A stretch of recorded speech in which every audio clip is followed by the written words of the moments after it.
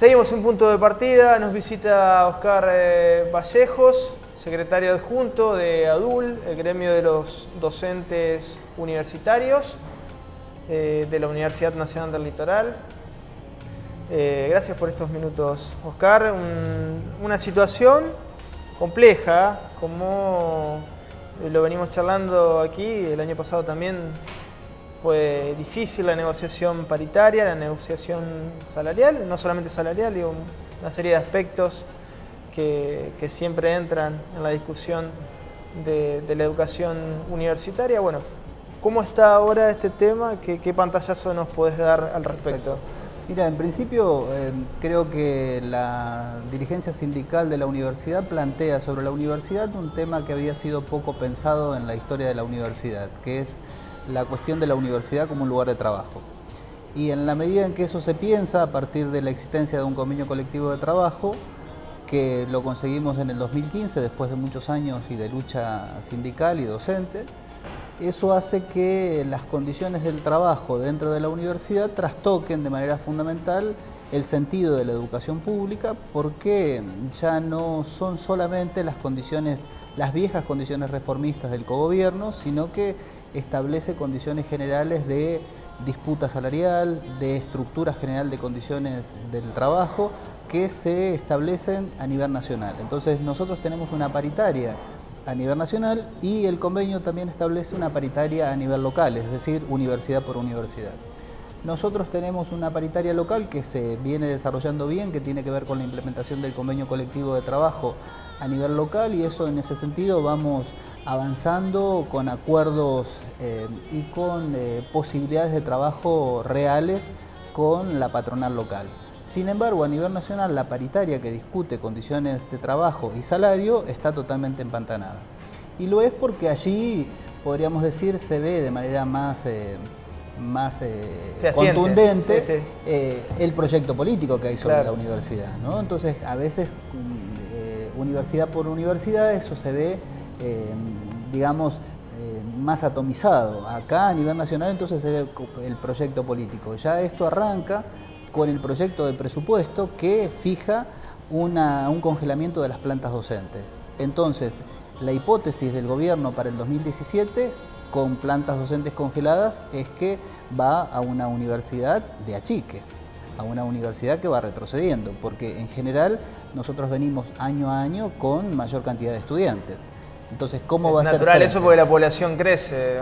Crece la población, crece la expectativa social de ingreso a la universidad, pero en una situación, en un país con enormes dificultades económicas, hay que ver si el crecimiento de la universidad se sostiene. En general, cuando hay mucho ajuste, el crecimiento de la universidad se ve disminuido porque los estudiantes no pueden sostenerse dentro de sus carreras, ¿no? Entonces, esa sería como la primera hipótesis que uno ve. Si no va a haber un crecimiento de la planta docente, el gobierno está apostando como mínimo a que no crezca la cantidad de estudiantes en el año 2017. Eso ya configuró el primer espacio de conflicto. El capítulo dedicado del presupuesto, dedicado a universidad, claramente iba con una impronta de ajuste presupuestario.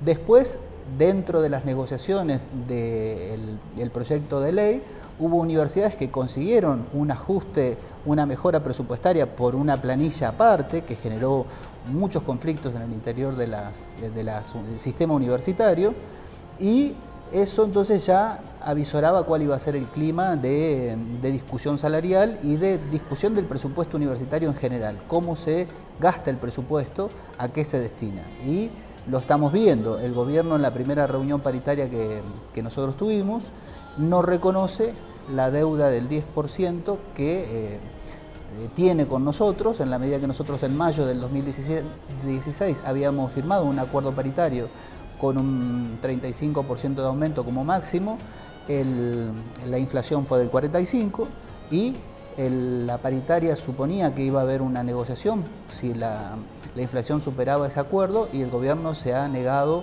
a reconocer ese 10% de diferencia entre la inflación real y la que nosotros habíamos pautado por paritaria. Así que nos debe un 10% del año pasado y, como todos sabemos, endurece la posición negando la realidad de que la inflación va a ser del 18%. Entonces, frente a eso, lo que nosotros decimos, más o menos todos los economistas y todos los analistas coinciden en que la inflación no va a ser menor del 25%, entonces decimos 25% más un 10% que nos deben del año pasado, un 35% de aumento para este año.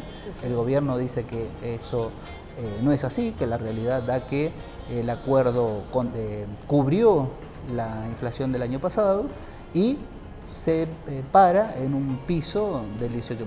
Entonces ese es el conflicto directo que tenemos ahora, que esperamos que el gobierno retroceda en eso, porque no solamente los sindicalistas, los dirigentes sindicales estamos diciendo eso es inaceptable, sino que son las bases las que están diciendo nosotros no podemos vivir con estos salarios, que ya los salarios universitarios son bajos respecto del resto del sistema educativo, ¿no? Me parece que esto un poco, este espíritu es lo que se vio en la marcha reciente de Buenos Aires, en la CGT, y en la cual también confluyó la CTA. Digo, las bases expectantes de las decisiones de los dirigentes también. Exactamente, entonces no es verdad, como dice la hipótesis que intenta instalar el gobierno, que los dirigentes tienen apetencias políticas partidarias que pretenden disputar con el gobierno para que el gobierno pierda las elecciones. No, lo que pasa es que la dirigencia se ve exigida por las bases para que no claudique en representarlos y en exigir mejoras salariales y mejores condiciones de vida en general. Sí. Y esta es la hipótesis que nosotros estamos viendo. Además, tenemos un gobierno que, a diferencia del gobierno anterior, que tenía muchos problemas, pero esto no sucedía, va siempre acompañado de una campaña de desprestigio de quien está contendiendo, ¿no? Lo hizo con el CONICET. Con los trabajadores del CONICET despedidos, el gobierno organizó una campaña de desprestigio de los investigadores del CONICET, lo hizo con los trabajadores del Estado, cuando los echaba como perro, hizo una campaña de desprestigio de esos trabajadores y pretende también hacer lo mismo con los docentes ahora, ¿no? Entonces, lo que nosotros decimos es que tenemos que tener una claridad desde los organismos sindicales, pero también desde las bases, de instalar en la opinión pública cuáles son las demandas, cuáles son las razones de las demandas y la legitimidad de las mismas. Entonces, eso hace que el gobierno, pese a esa litigiosidad que instala esa campaña de desprestigio, se enfrente con bases muy conscientes de cuáles son sus derechos, muy conscientes de cuáles son las fronteras y el horizonte de defensa de esos derechos. Recién mencionaste la idea de un proyecto político del gobierno vinculado a la universidad. ¿Cuál es ese proyecto político? En principio, esa también es una novedad, porque nosotros habíamos tenido en los 90 un proyecto que una politóloga de la universidad que se llamaba Norma Pavigliani, tiene una politóloga radical, que decía es una restauración neoconservadora, ¿no? Entonces, esa caracterización de la restauración neoconservadora tenía al radicalismo, en la medida que el radicalismo gobernaba las universidades, un partido que enfrentaba esa posición. Digamos. Exactamente, ¿no? Entonces, quienes estábamos en la universidad resistiendo ese proyecto, teníamos al radicalismo aliado a nosotros. Ahora las condiciones políticas han cambiado. El radicalismo participa de la alianza del gobierno y participa de una manera rotunda. Eso se vio claramente cuando la presidenta de la Federación Universitaria de Argentina, que es una dirigente radical, dirige una carta al dirigente Baradel reclamándole el no inicio de las clases. Y eso hace que el partido de gobierno de nuestra universidad, que es el radicalismo, pero que también gobierna la Secretaría de Políticas Universitarias, ingrese de manera llena a organizar de alguna manera una sensibilidad neoliberal dentro de la universidad y de la educación en general. ¿Qué esperan los docentes para los próximos meses? Me imagino que va a ser un escenario duro, conflictivo. ¿Esperan, digamos, mayor unidad? ¿Qué están avisorando? A diferencia de lo que dice el gobierno, los docentes queremos hacer lo que a nosotros nos interesa en aquello que construimos deseo, que es hacer enseñanza, investigación y extensión, que son las misiones sustantivas de la universidad. Claro. Nosotros como docentes queremos hacer eso, pero queremos hacer eso en base a condiciones de vida digna, y eso requiere salarios dignos, ¿verdad? Entonces, en la medida en que eso esté en juego y en conflicto, eso también vamos a ver que afecta a otras condiciones, por ejemplo, las obras sociales. Inmediatamente las obras sociales son ejes donde explota eso, porque al haber salarios depreciados, las obras sociales tienen poca financiación, porque las obras sociales dependen de nuestros salarios. Y entonces ahí vamos a ver un conflicto fuerte en que las obras sociales se van a precarizar, y sobre eso estamos también llevando atención, al menos sobre la obra social nuestra en la Universidad Litoral. ¿Cómo vamos a hacer para tener una obra social que efectivamente esté a favor o en beneficio de los trabajadores y no solamente, digamos, sea una estructura que garantiza beneficios mínimos?